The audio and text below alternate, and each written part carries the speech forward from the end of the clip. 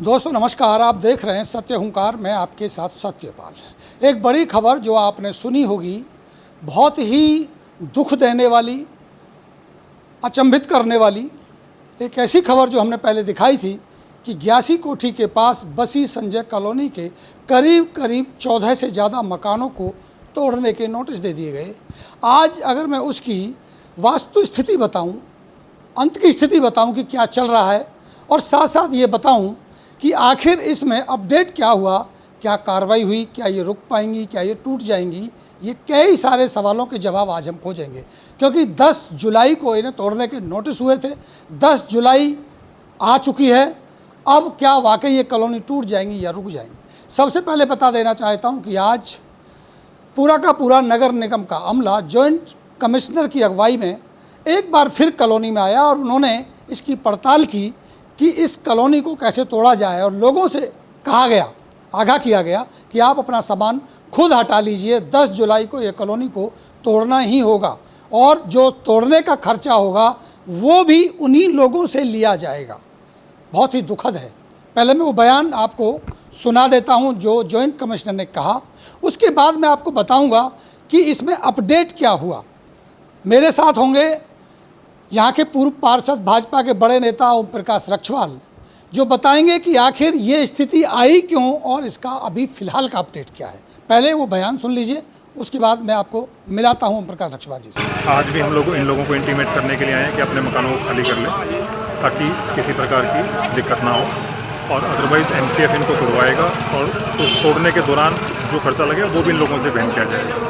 आज तो वे अपना सामान निकाल लेते हैं, अपना कुछ तोड़ खुद कर लेते हैं, तो अपने सामान को भी बचा सकते हैं और अपना जो वैल्यूएबल थिंग्स हैं या दरवाजे हैं, खिड़कियाँ, उनके काम आ जाएंगे। अगर वो JCB या कुछ तोड़ेगा तो उसमें फिर दिक्कत आएगी। जी, कहा यह भी जा रहा है कि इनके पास रजिस्ट्री है, म्यूटेशन है। जिस व्यक्ति ने इनको ज़मीन बेची उसके साथ कोई निगम की डील हुई थी कि उनको दूसरी जगह उसने निगम को दी, और ऐसा कुछ मामला है। ये सारा कुछ हाई कोर्ट से हुआ है। वहाँ पे इन लोगों का जब केस हुआ था तो उन्होंने सारी बातें बताई होंगी, सारी इनकी सुनी गई होंगी, उसके बाद ही आदेश दिए गए हैं। सर, हाई कोर्ट में तो ये पार्टी नहीं थे, पार्टी तो केवल नगर निगम थी, और जो याचिका करता है वही थे। इनकी तो बात ही नहीं सुनी गई हाई कोर्ट में। अभी भी शायद इन लोगों ने कोई कोर्ट में केस कर रखा है। अगर वहाँ पे अभी भी कोई इस तरह का कोई बात होती है देन विल टेक एक्शन। तो आइए मैं मिलाता हूँ। सबसे पहले स्वागत करते हैं ओम प्रकाश जी, आपका बहुत बहुत स्वागत। सबसे पहले नमस्कार जी, बहुत बहुत स्वागत आपका, आपके सभी दर्शकों का। रक्षवाल जी, बड़ी दुखद खबर है। जैसा कि हमने पहले भी कहा, हम नहीं चाहते ऐसी हम खबरें बनाएं, ऐसी खबरें हमारे सामने आएँ। 14 लोगों के आशियाने टूटने का खतरा बिल्कुल सर पे आ चुका है। आपको इस पूरे मामले की जानकारी भी है, आप वहाँ गए भी हैं, आपने मदद के लिए हाथ भी बढ़ाया, उनके साथ आपने कुछ कोशिश की है कि इनको किसी तरह से बचा लिया जाए। मैं जानना चाहूँगा सबसे पहले कि आखिर ये स्थिति आई क्यों? नगर निगम के पार्क पर इन लोगों को कैसे बसा दिया गया, कैसे स्थिति बनी, हाई कोर्ट का ऑर्डर क्यों आ गया? पहले ये समझूंगा, उसके बाद समझूंगा कि क्या अपडेट है, क्या इनको बचाया जा सकेगा क्या। तो सबसे पहले क्या है ये पूरा मामला, आपकी जवानी। देखिए, ये सूर्य विहार पंडित 81 जी कोठी के परली तरफ का, ये पहले मेरा वार्ड होता था, अभी गीता रक्षवाल जी के पड़ोस का वार्ड है। तो इसमें लोगों ने, ये कॉलोनी लगभग 35 साल 40 साल पुरानी कॉलोनी है, और उस समय क्योंकि यहाँ जंगल था सारा, तो ये जो कॉलोनी का बसी, तो उस समय ये लोग यहाँ, उस समय कॉलोनी कटी और लोगों ने अपने प्लॉट खरीदे। तो पहली बात तो मैं ये क्लियर कर देना चाहता हूँ कि इसमें जिनके मकान ये आ रहे हैं उनका तो कोई दोष नहीं है। उन्होंने यहाँ नक्शा देखा, डीलर के पास आए, वहाँ देखा प्लॉट है, प्लॉट के नंबर हैं, वहाँ उन्होंने पैसे दिए, किस्त पूरी की, अपनी रजिस्ट्री कराई, रजिस्ट्री कराने के बाद मोटेशन कराई। अब बाहर के एक परदेसी आदमी को इतना नहीं समझ होती, यहाँ के लोकल को भी नहीं होती कि कीला नंबर, खसरा नंबर, यहाँ ये कौन सा कहाँ पड़ेगा। जब जंगल एक तरफ हो तो वो पटवारी के अलावा कोई नहीं बता सकता। तो वो लोग, वो दूसरे नंबर की रजिस्ट्री है और वो बस उसमें गई। इसकी जानकारी अब ये 30 साल बाद अब इसकी जानकारी लोगों को हो रही है। लेकिन डीलर को तो जानकारी रही होगी ना, जो ज़मीन काटता है उसको तो पता रहती है ना, मेरी ज़मीन कहाँ है, मैं किसकी ज़मीन पर किसको बसा रहा हूँ। ये तो हो सकता है। देखिए, ये बात आपकी बिल्कुल ठीक है, कि गरीबों का कोई कसूर नहीं होता, चाहे वो हम जमुना की बात करें, खोरी की करें, यहाँ की करें, कहीं और की करें, उसमें कहीं ना कहीं जनता का दोष नहीं होता। कम से कम जो बसाने वाले लोग हैं उनका ही इसमें दोष होता है, जनता का इसमें कोई दोष नहीं होता। तो इसमें जनता तो गरीब जनता पिसती है, तो उनका तो कोई कसूर ही नहीं है। दूसरा, अभी जो हाई कोर्ट और पार्क की बात कह रहे थे, देखिए पार्क तो नगर निगम का जो सूर्य नगर बसाने का नक्शा मैंने भी देखा है, और पहला जो नक्शा शुरू का है वो भी देखा है। पार्क तो उसमें कहीं नहीं लिखा, पार्क की ज़मीन तो हम नहीं कहेंगे कि ये कोई पार्क की ज़मीन है, लेकिन नगर निगम की सरकारी अनडिटरमाइंड यूज ज़मीन जो पड़ी है वो ये हो सकती है, लेकिन अभी ये क्लियर नहीं है कि ये ज़मीन उसकी है भी या नहीं है। अभी इसको वो आ रहे हैं, देख रहे हैं, कुछ लोग कोर्ट में चले गए कि भाई यहाँ जगह कब्जा है, तो उसके आदेश पर कोर्ट ने नगर निगम से कहा, नगर निगम ने कहा हम खाली कर देंगे। तो अब मेरा तो यही प्रयास है, मैं माननीय मंत्री चौधरी कृष्णपाल गुर्जर जी से भी इस मामले में मैंने प्रार्थना की है कि लोगों को समय दिया जाए, उनको अपनी वास्तु स्थिति रखने का, उनको अपनी बात रखने का, क्योंकि ये लोग आज से नहीं है ना। तो इन्होंने कहीं जैसे कि रोड पर लोग झुग्गी बसा लेते हैं, सरकारी जगह पर कब्जा करते हैं, ऐसा विचारों ने नहीं किया, ना इन्होंने खुद कोई नगर निगम की खाली जगह देख के मकान बनाए। तो मैंने उनसे भी करा है, और मैं जॉइंट कमिश्नर से भी, नगर निगम के एसडीओ से भी और नगर निगम की कमिश्नर से भी मैं सबसे मिला हूँ, और मिल के मैंने उनसे यही कहा है कि भाई ये जो 10 तारीख है इसको आप हटाओ, और लोगों को एक मौका कम से कम सहानुभूतिपूर्वक दो, वो अपनी बात रखें।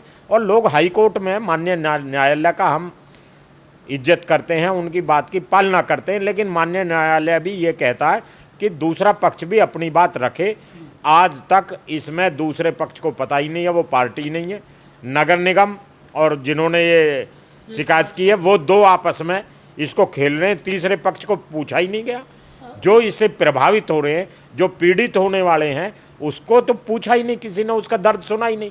तो मेरा तो यही निवेदन है, उनका दर्द भी सुना जाए। लक्ष्मण जी कुछ और सवाल करें, उससे पहले एक बात और समझेंगे। जो आपने एक बात कही थी, अनऑफिशियली थी, डॉक्यूमेंट उसका कोई नहीं मिला, कि ये जो जगह थी और ग्यासी ने इस जगह को काटा, उन्होंने अपने में से कुछ जगह नगर निगम को दे दी और नगर निगम ने वो जगह कुछ ग्यासी को दे दी, शायद इस वजह से यहाँ प्लॉट बसे। वो क्या कहानी और क्या सच्चाई है? मैंने जो जिन्होंने ये कॉलोनी काटी थी वो पंडित जी ग्यासी राम जी अब हमारे बीच नहीं है, वो अच्छी जगह हैं। तो लेकिन मैंने उनके परिवार में बात करी, भाई ये लोग परेशान हैं, आप इसमें ये ऐसा कैसे हो गया। उन्होंने कहा जी हम तो जब बहुत छोटे रहे होंगे, लेकिन इसमें जो सूर्य नगर का हमारे घर के सामने से जो जगह जाती है, ये जगह नगर निगम की नहीं है। ये हो सकता है हमारे पिताजी ने, वो ऐसा कह रहे हैं कि उनके पिताजी ने ये जगह ट्रांसफ़र करी हो। तो मैंने वो चेक कराई, तो वाकई जो उनके कोठी के सामने जहाँ से सड़क गई है और कोठियों के दोनों तरफ भी 3-3 फुट की जगह जो रुक बचती है, वो पंडित ग्यासी लाल जी के ही नाम है। तो कहीं ना कहीं इसमें या तो ये ट्रांसफ़र पूरा नहीं हुआ, वर्बली हुआ, ये कुछ ना कुछ तो है कि सरकार भी प्राइवेट जगह से या तो अखबार सरकार करे, अखबार करने के बाद सड़क बनाए, नाली बनाए, सीवर डाले, पानी की लाइन डाले।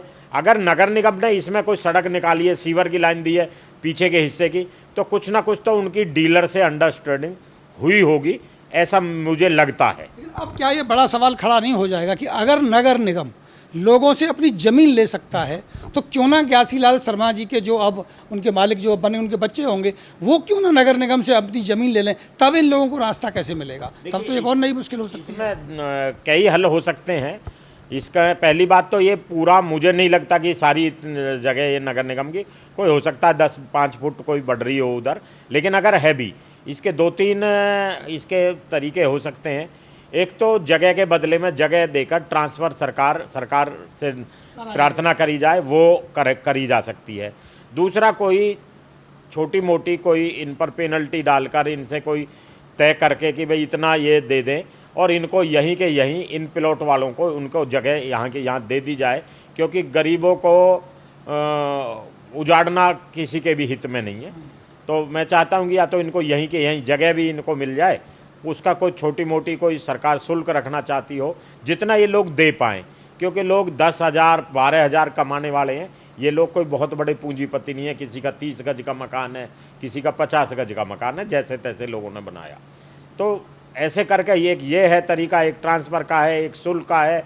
दूसरा एक होता है कि कई बार सरकार जो है वो देखकर उसको पूरा भी फ्री माफ़ भी करके ऐसा भी कोई साधन निकाले। तो ये इस तरह कोई ना कोई लोगों को अपना पक्ष रखने का कोर्ट में भी और सरकार के पास समय दिया जाए, लोग अपनी बात रखें और सरकार और कोर्ट सहानुभूतिपूर्वक इसका हल निकाले, मकान तोड़े ना जाए, ऐसा मेरा निवेदन है। आपकी मुलाकात हुई आज कमिश्नर मैम से, उनसे चर्चा भी काफ़ी लंबे समय तक हुई। क्या आश्वासन लगता है आपको कि इनको राहत मिल पाएगी? कमिश्नर मैम ने कहा है कि मैं इसके बारे में अभी मुझे पूरी नहीं है, मैं इसके कागज़ मंगा लेती हूँ, ये कोर्ट का निर्णय है, कैसे है इसकी पूरी जांच करके, और उसके बाद लोगों को अगर सुनने का वो है तो हम कोशिश करेंगे कि लोगों की बात भी यहाँ सुने और उसको कोई ना कोई समाधान निकले। तो मैम अभी इसको पूरे को स्टडी कर रही हैं कि क्या इसमें हो सकता है, और कोर्ट की पालना के बारे में मैडम कह रही हैं कि कोर्ट से तो बाहर हम कोई भी नहीं जा सकते, लेकिन इसका कोई ना कोई देखकर क्या है असली, ये वो अभी उसको देख रही हैं। रक्षवाल जी, आखिरी सवाल लूँगा। बहुत सारे नेता भी आ रहे हैं, अब जब से खबर चली है, सामाजिक लोग भी आ रहे हैं और जो संस्थाओं के लोग हैं वो भी आ रहे हैं, और आना भी चाहिए लोगों को सहानुभूति में। मैंने पहले भी अपील की थी कि भाई अगर किसी पे दुख की घड़ी आती है तो लोगों को आना चाहिए, राजनीति में भी आगे आना चाहिए, सामाजिक लोग भी आना चाहिए। सवाल ये नहीं है, मेरा सवाल ये है, क्या खाली आने से, आंसू बहाने से, आवाज़ उठाने से काम हो जाएगा, या कोई रास्ता निकालने के लिए आपको पहल करनी पड़ेगी, अधिकारियों के साथ बैठ के मीटिंग करनी पड़ेगी, बात करनी पड़ेगी, जो आपने की है? क्या उस तरह की पहल होनी चाहिए, या खाली आके आंसू बहाएं और चले जाएं? इसी को राजनीति कहते हैं। देखिए, मेरा तो ये मानना है कि हर जगह राजनीति होनी भी नहीं चाहिए, और कम से कम मौत या प्राकृतिक आपदा ऐसी कुछ चीज़ें होती हैं जहां भावनात्मक दृष्टि से हमें सोचना चाहिए, हमें राजनीति से ऊपर उठकर कुछ बातों में सोचना चाहिए। तो ये जो मामला ऐसा है, ये जैसे प्राकृतिक आपदा में लोग तबाह होते हैं, ये लगभग कुछ ना कुछ वैसा ही मामला है। और मुझे लगता है कई बार मैंने देखा है, छोटे छोटे बच्चे हैं, बहुत बुजुर्ग हैं, एक तो मुझे मिला था उसकी बाईपास सर्जरी हो रखी है, वो मुझे ही डर लग रहा था जब वो अपनी पीड़ा रो रहा है, इसका कुछ हो ना जाए। तो ऐसे मामले में जो लोग खाली आके केवल ये सोच रहे हों कि ऐसे मामले को भुनाएं और राजनीति करें, वो तो देखो गलत बात है। मैं चाहता हूँ सभी आएँ, लेकिन यहाँ समाज के हिस्से बनकर आएँ और इन लोगों के बैठकर प्रशासन से मिलकर बातचीत कर कर इसका कोई सकारात्मक हल निकालें, और सब आएँ। किसी के लिए कोई मनाही या ऐसा नहीं है, सभी दल के लोग आएँ, सभी आएँ, लेकिन उन दलों को छोड़कर आएँ और यहाँ भाईचारे में सहानुभूतिपूर्वक और सब बैठकर मिलकर इकट्ठे होकर, मैं चाहता हूँ सभी दलों के लोग इकट्ठे होकर क्यों नहीं बात करें, कोई हम दुश्मन थोड़ी हैं, सारे लोग इकट्ठे हों और प्रशासन से भी बात करें और हाई कोर्ट में भी हम इनकी मदद करें। तो ये मेरा तो मानना है, सब इकट्ठे हों, दलगत राजनीति या केवल ओछी राजनीति ना करें। चलिए, आपका बहुत बहुत शुक्रिया। और ये थे मेरे साथ ओम प्रकाश रक्षवाल। जो मैं भी लगातार कह रहा हूँ कि आपदा जैसी परिस्थितियों में या किसी के साथ हुई किसी भी दुखद विकट परिस्थितियों में राजनीतिक झंडे ना लहराएं, राजनीतिक मुद्दा ना बनाएं, जो हो सके वास्तव स्थिति वास्तविकता में जाकर के मदद होनी चाहिए। आज रक्षवाल जी ने मुलाकात की थी कमिश्नर से भी, जॉइंट कमिश्नर से भी, और उसी को लेकर के आज आए भी थे। सकारात्मक कदम उठाए गए हैं। उम्मीद है कि 10 जुलाई को शायद यहाँ पीला पंजा नहीं चलेगा, समय मिलेगा, ऐसी उम्मीद प्रशासन से की गई है। और आगे इसका क्या अपडेट रहेगा ये मैं आप तक पहुँचाता रहूँगा। आप जुड़े रहें मेरे साथ, देखते रहें सत्य ओंकार। नमस्कार।